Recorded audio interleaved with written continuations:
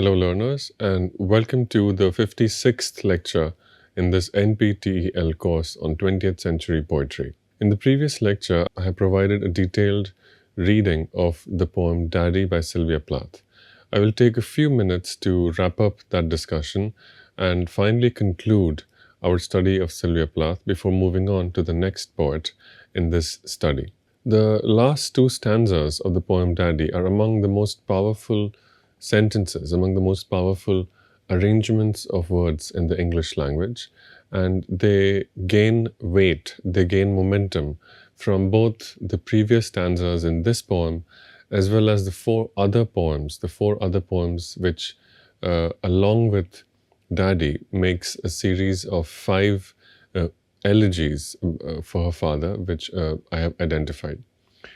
If Daddy is read in a series as the fifth in a series of elegies, these two stanzas will have an unprecedented amount of emotional intensity, emotional catharsis, as well as emotional release. So I strongly advise that all learners take some time out to read these five poems in the order in which they have been presented in this course. After that, it is worthwhile reading through Daddy in its entirety to understand the kind of emotional force that these two stanzas contain, and they have been rolled into to have. The two stanzas that I am focusing on now, they deal with several metaphors. The metaphor of the vampire, the vampire who in European mythology is an undead creature who refuses to die, who finds ways of being alive even after biological or scientific death has taken place. This creature stays alive by sucking the blood of other living creatures. Emotionally speaking, it is possible for vampirism to become a habit or a quality that a person can have in their relationship towards another person. And I mentioned in the previous lecture, and I will repeat that in Sylvia Plath's unabridged journals, we can find several descriptions of Ted Hughes appearing or behaving in a way that amounted to a sort of emotional vampirism. And the separation from the husband, the reconciliation with the father, these two things are conflated, and the speaker here describes a very powerful emotional release. The two figures, the father and the husband, are conflated into a combined emotional force, a force that suppresses and overwhelms the speaker, but also a force which at this point, in these two stanzas, the speaker has found a way of overcoming and transcending. The one man has split the speaker's heart in two, but another man has had a stake through his heart. So while one problem has been removed, another problem the speaker has succumbed to. And the final words of this poem, "I'm through," replaces the word "you," but maintains the same rhyme scheme. The word "through" also refers to not just the fact that the speaker of this poem and the writer of this poem, both the young girl who is grieving for the loss of her father, as well as the adult poet who is struggling to find the right emotional approach towards a difficult memory. Both of these speakers, both of these voices have found a sort of closure. But the word "through" also indicates what the price of this closure has been. Even though the speaker has achieved closure, it has left the speaker quite exhausted. This achieving closure has taken a lot from the poet. So "I'm through" means also exhausted. And while the poet has achieved perhaps the right emotional placement, the right emotional vantage point with which to approach the memories of her father, the process or the journey to this emotional vantage point has taken so much from her that it is almost irrelevant now, this closure, because she no longer has the wherewithal to enjoy the stability or the security of this closure and of this final resolution. So, some final thoughts before I wrap up this discussion. In this poem, we can see elements of all the other earlier poems intensified, exhausted, reused, and finally laid to rest. This is the elegy in which the speaker turns her rage at her father, having exhausted earlier attempts at inward looking rage. Taken together, taken as the fifth in a series of 5 elegies, we can see that this poem demonstrates a narrative of diminution. The paternal sea god of Full Fathom 5 has undergone several changes. In Electra on Azalea Path, he is a mortal. In The Colossus, he has delusions of grandeur. The poem Little Fugue, which I did not get to discuss, he is a butcher.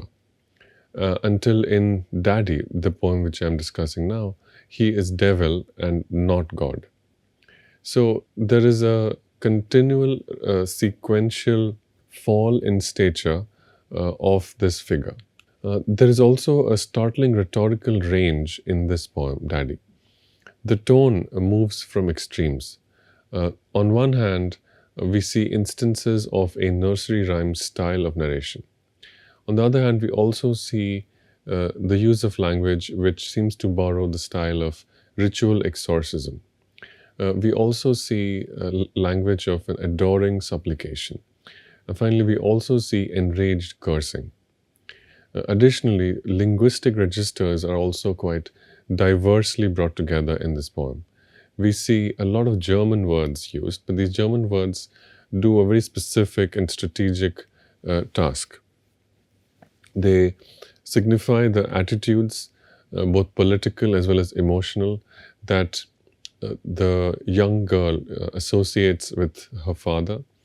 They also maintain the rhyme scheme by describing how the struggles of this woman, of this adult woman poet, to find the right response to her father's memories also takes her through the diverse range of linguistic ideologies that languages carry.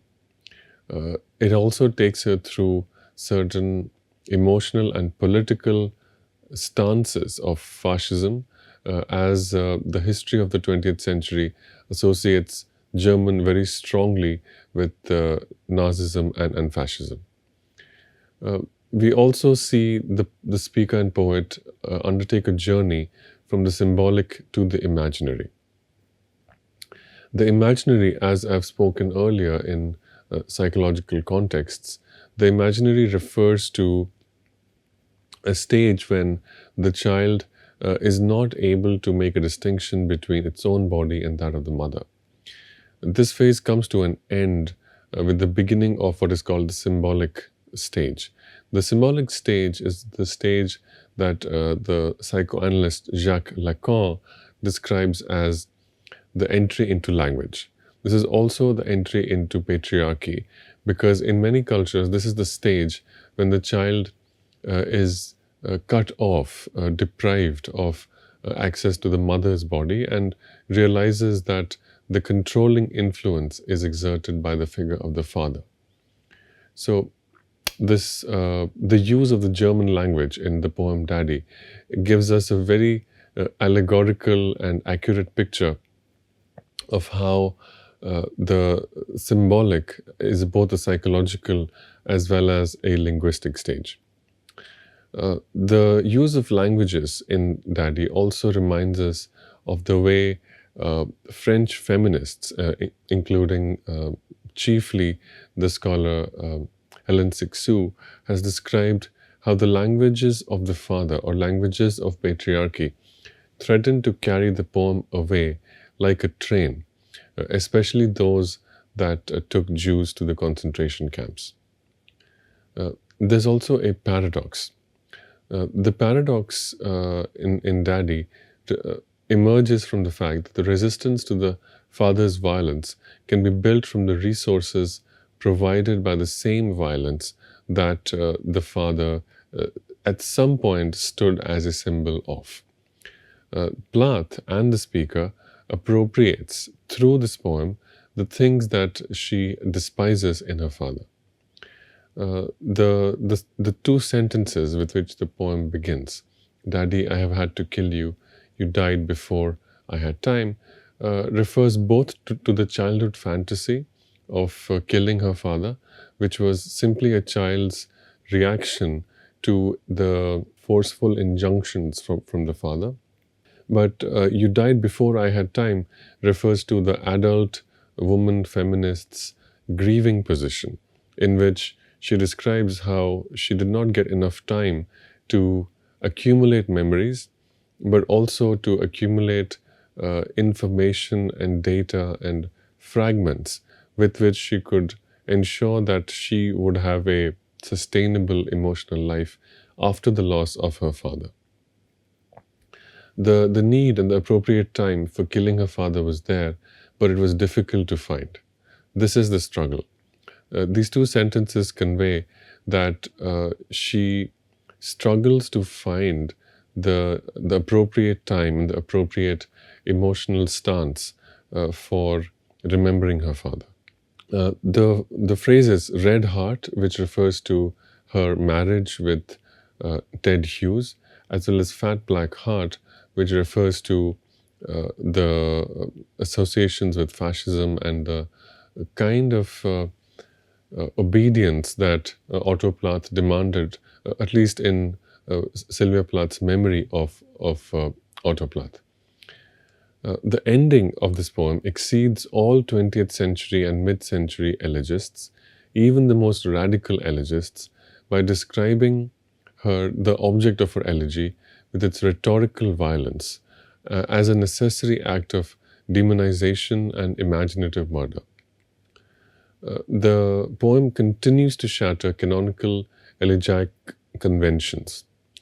In earlier elegies, we have seen how Plath punished herself for supposedly loving her father too much, and a love which supposedly and in a very paranoid imagination borders on incestuous desire.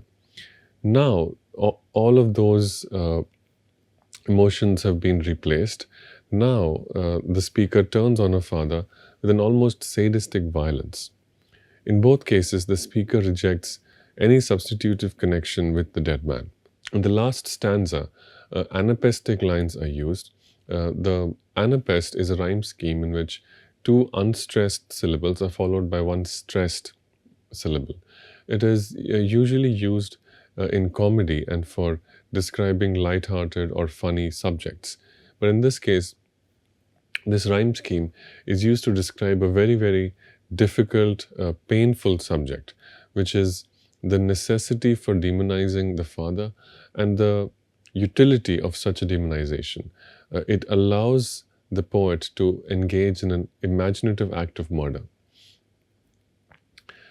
She has spilled his blood, that is, the figure that she has created, the composite figure. She has spilled his blood to free herself from his vampire-like appetite for her blood. The black heart is the elegiac tradition itself. Its restorative function has been reversed.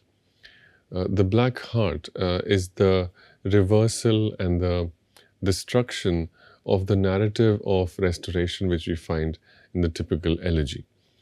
If death was replaced by the sun rising, in this case, the poet returns and goes deeper into the images and the sights and the evidence of mortality.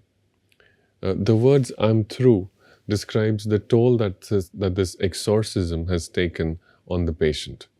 It is also a chance to revisit the muted but deliberate self-contempt that is spread all over the poem. There is contempt for an earlier version of herself, the woman who tolerated all his violence and who took a nurturing, restorative approach to accepting him, who made an effort, who struggled, but still made an effort despite problems to understand him. And this came at the cost of debasing herself. Uh, she also spends time looking for the place of his birth, trying to find some sort of an explanation for why their relationship was so fraught from the history of of the place where he was born. She pretended to be the woman who enjoys being oppressed, like a Jew or a gypsy. And for all this, the speaker of the poem has a great deal of anger and dislikes, is greatly frustrated by her giving in to these desires. The poem Daddy also reverses the use of apostrophe. In earlier poems, the word you tries to humanize the father, places him in a respectful, caring, cared for relationship with the speaker. In Daddy, however, while the use of the apostrophe is intensified, and we can see this from the number of times the word you appears. According to one scholar's account, the word you appears more than 30 times in the poem Daddy. And the fact that the word you appears as an emphatic end rhyme also suggests that the word you is used as a violent, angry reference. It is used like a taunt. And this word embodies the contradictions of the poem. It empowers the speaker only by empowering the target of her emotional energies. So I have briefly described some of the key ideas and some of the key formal choices, word structures, and textual decisions that Sylvia Plath makes in Daddy, and which helps us appreciate how this poem occupies an indispensable position in the history of 20th century English poetry. We will now turn our attention to another poet, also very, very famous and very, very influential, and who has produced a body of powerful, complex writing. The name of this poet is Derek Walcott. Derek Walcott was born in the year 1930 and passed away in the year 2017. Walcott is the only poet from the Caribbean in this course, but Walcott is by no means a minor figure. Walcott exerts a great deal of influence on English language poetry as well as writing and from the Caribbean. Walcott was born on the island of St. Lucia, a former British colony in the West Indies. The poet and playwright, who, as he later became one, he was trained as a painter but turned to writing as a young man. He published his first poem in the local newspaper at the age of 14. 5 years later, he borrowed $200 to print his first collection, 25 poems, which he distributed on street corners. Walcott's major breakthrough came with the collection In a Green Night, Poems 1948 to 1960. This was published in the year 1962 and an iconic collection, some of the most powerful words that Walcott ever wrote. And we will get a sampling of the power of this collection in a poem that we will read shortly. This book celebrates the Caribbean and its history, as well as investigates the scars of colonialism. Throughout a long and distinguished career, Walcott returned to the same themes of language, power, and place. His later collections include Tripolo's Hound, The Prodigal, Selected Poems, White Egrets, and Morning Paraman. In 1992, Walcott won the Nobel Prize in Literature. And while the Nobel Prize in Literature is not given to any particular work, it is widely acknowledged and understood that the work which was responsible for Walcott winning the Nobel Prize was Omeros, a poem, an epic poem in 7 books, about 400 pages long, which was published in the year 1990. The Nobel Committee described Walcott's work as a poetic oeuvre of great luminosity, sustained by historical vision and the outcome of a multicultural commitment. Since the 1950s, Walcott divided his time between Boston, New York, and St. Lucia. His work resonates with the Western canon and island influences, shifting between Caribbean patois and English, and often addressing his English and West Indian ancestry. According to Los Angeles Times book review contributor Arthur Vogelsang, the continuing polarities shoot an electricity to each other, which is questioning and beautiful, and which helps form a vision altogether Caribbean and international. Personal, him to you, you to him, and independent and essential for readers of contemporary literature on all continents. So the key themes that feature in Walcott's poetry and which Walcott articulates with a great deal of eloquence are issues of language, history, colonialism, and power. Being a black poet from a West Indian island, but also a poet who was working in the English language and who was inspired by great love for the English language, Walcott could not help but notice a great deal of complexity and several sharp contradictions in this history. So, what are these contradictions? The English language is a consequence of brutal violence. The English language is the medium of the colonizers, and it contains both the violence which was inflicted on slaves and African and Latin American individuals by white Europeans, but also it contains some works of great beauty. So, how does the poet reconcile beauty with violence? This is a key question. On the other hand, the place from which Walcott uh, uh, comes, St. Lucia, like the rest of the Caribbean, is also a place of great contradiction. On one hand, this was a place which was civilized by white European colonial powers.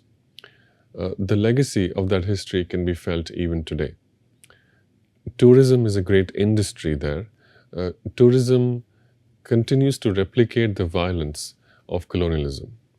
Uh, White wealthy people are essentially the tourists who are in the buying position, who buy the services and the goods of the local inhabitants, whereas black and native individuals are often the poorer ones in these relationships because they are often less educated and find themselves performing the labor and services in the tourism industry. So, this is one reality of violence in the Caribbean. On the other hand, the Caribbean is also a place of breathtaking natural and cultural beauty. So, how does the poet reconcile again violence and beauty in the place of the Caribbean? This is something that Walcott will often return to and with great power. Walcott is known for his technical control, his erudition, his references to European and English literature, and large canvases. Walcott was, according to the poet and critic Sean O'Brien, one of the handful of poets currently at work in English who are capable of making a convincing attempt to write an epic. His work is conceived on an oceanic scale, and one of its fundamental concerns is to give an account of the simultaneous unity and division created by the ocean and by human dealings with it. Many readers point to Omeros, 1990, a poem which I just referred to, an epic poem reimagining the Trojan War as a Caribbean fisherman's fight as Walcott's major achievement. Omeros, according to one critic, is an effort to touch every aspect of Caribbean experience, according to O'Brien, who also described it as an ars poetica, concerned with art itself, its meaning and importance, and the nature of an artistic vocation. In reviewing Walcott's selected poems, the poet Clint Maxwell ascribes Walcott's power as a poet not so much to his themes as to his ear. The verse is constantly trembling with a sense of the body in time, the self slung across meter, where the meter is steps or nights or breath, where the lines are days or years or tides. Walcott was also a renowned playwright. In 1971, he won an Obie Award for his play Dream on Monkey Mountain, which the New Yorker described as a poem in dramatic form. Walcott's plays generally treat aspects of the West Indian experience, often dealing with the socio-political and epistemological implications of post-colonialism and drawing upon various genres such as the fable, allegory, folk, and morality play. With his twin brother, he co-founded the Trinidad Theatre Workshop in 1950. In 1981, while teaching at Boston University, he founded the Boston Playwrights Theatre. He also taught at Columbia University, Yale University, Rutgers University, and Essex University in England. In addition to his Nobel Prize, Walcott's honors included a MacArthur Foundation Genius Award, a Royal Society of Literature Award, and in 1988, the Queen's Medal for Poetry. He was an honorary member of the American Academy and Institute of Arts and Letters. Walcott died in the year 2017. Now, we will continue our introduction to Derek Walcott by reading one poem, which is called Ruins of a Great House. This, in my view, is a very short but incredibly powerful, condensed, and packs a powerful punch. It's a very, very condensed representation of Walcott's powers as a poet. This poem was likely composed in the year 1956 and was published in the 1962 collection In a Green Night. I will read through this poem and then offer a commentary on the poem. Ruins of a Great House. Though our longest sun sets at right declensions and makes but winter arches, it cannot be long before we lie down in darkness and have our light in ashes. Brown, urn burial, stones only, the disjecta membra of this great house, whose moth-like girls are mixed with candle dust, remain to file the lizard's dragonish claws. A smell of dead limes quickens in the nose the leprosy of empire. Farewell, green fields, farewell, ye happy groves. Marble like Greece, like Faulkner's south in stone. Deciduous beauty prospered and is gone. But where the lawn breaks in a rash of trees, a spade below dead leaves will wring the bone of some dead animal or human thing fallen from evil days, from evil times. It seems that the original crops were limes grown in that silt that clogs the river's skirt. The imperious rakes are gone, their bright girls gone. The river flows, obliterating hurt. I climbed a wall with the grill ironwork of exiled craftsmen protecting the great house from guilt perhaps, but not from the worm's rent, nor from the padded calvary of the mouse. And when a wind shook the limes, I heard what Kipling heard, the death of a great empire, the abuse of ignorance by Bible and by sword. A green lawn broken by low walls of stone dipped to the rivulet, and pacing, I thought next of men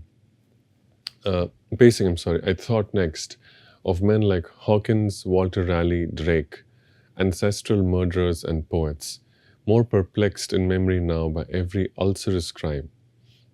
The world's green age then was rotting lime, whose stench became the charnel galleon's text. The rot remains with us, the men are gone. But as dead ash is lifted in a wind that fans the blackening ember of the mind, my eyes burned from the ashen prose of Donne. Ablaze with rage, I thought, some slave is rotting in this manorial lake, but still the coal of my compassion fought, that Albion too was once a colony like ours, part of the continent, piece of the main, nook shorten, rook o'erblown, deranged, by foaming channels and the vain expense of bitter faction. All in compassion ends, so differently from what the heart arranged, as well as if a manner of thy friends. So, a lot of strands are thrown up in the air, and all of these strands are very neatly tied up by the poet by the end of the poem. First, let us describe exactly in a very general summary sort of way what is happening in this poem. What is happening in this poem is that the poet is describing his experience of visiting a great house, probably situated in England or somewhere in Europe, but it is a ruin. It is an old house and it is going to ruin. It has been protected in some ways, but those acts of protection, the poet notices, are not enough.